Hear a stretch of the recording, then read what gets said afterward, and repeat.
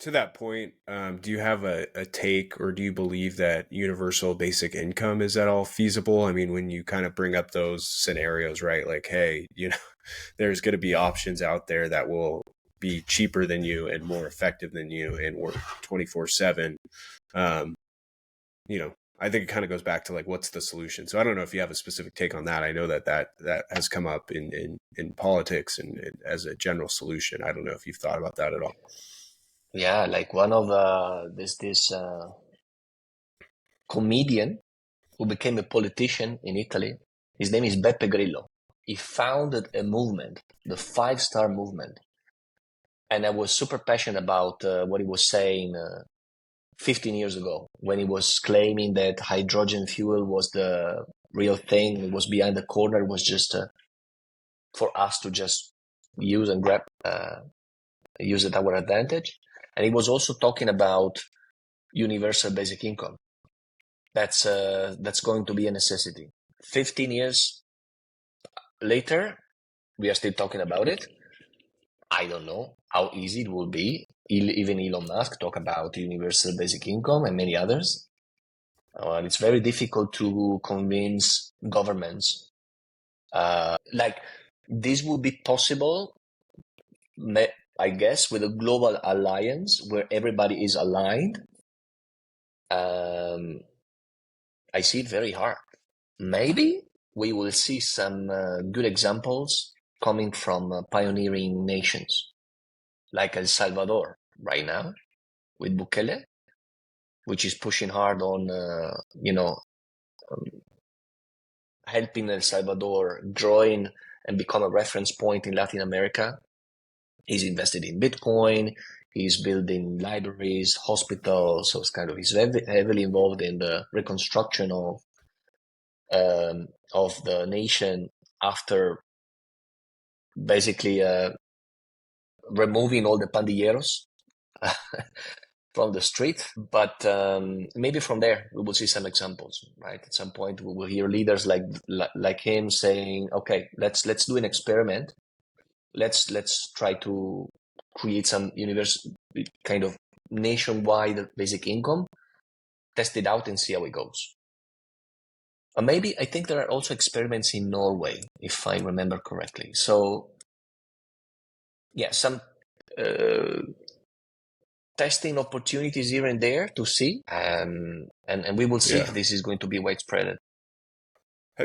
And then I'm curious too, just to kind of in this same similar vein of thinking, if you've ever thought about if this technology has so much promise as you think it might, maybe even 10, 20 years into the future.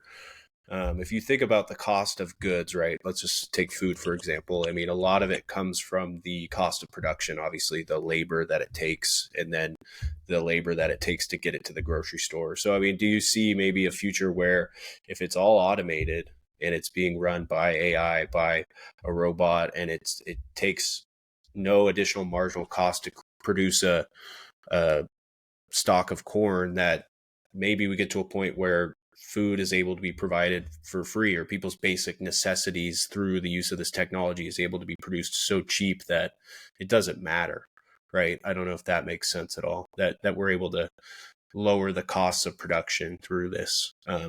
Does Mhm. that ever cross your mind? I guess there will be some like amazing examples of how AI will help dramatically improve the situation for many communities. Um, like we are seeing this, for example, with solar panels or new technologies, AI based, that will allow to convert and extract water and make it drinkable. So, like, some countries would really benefit from this. But I think we will also see, most likely, uh, I think we will reach a point where we will have our 3D printers printing food in our homes.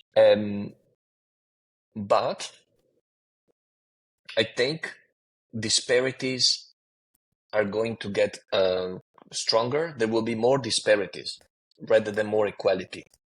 That's what I fear is going to happen. So, like, there will be some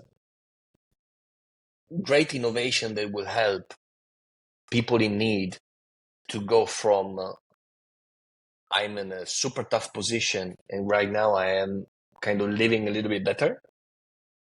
And then we will jump to the ones that are rich and will live even more comfortable.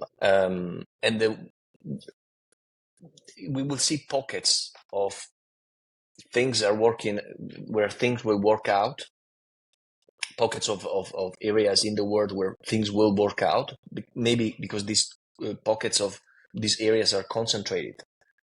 Small countries, that are manageable. Switzerland, Costa Rica, Belgium. But when it comes to big nations, with a lot of people, a lot of disparity, lots of inequality, I find it very tough. Like, I'm looking forward to see a world where, food and water is accessible to everybody almost at no cost. Because this is how it's supposed to be. But to go from here to there, that's a different story.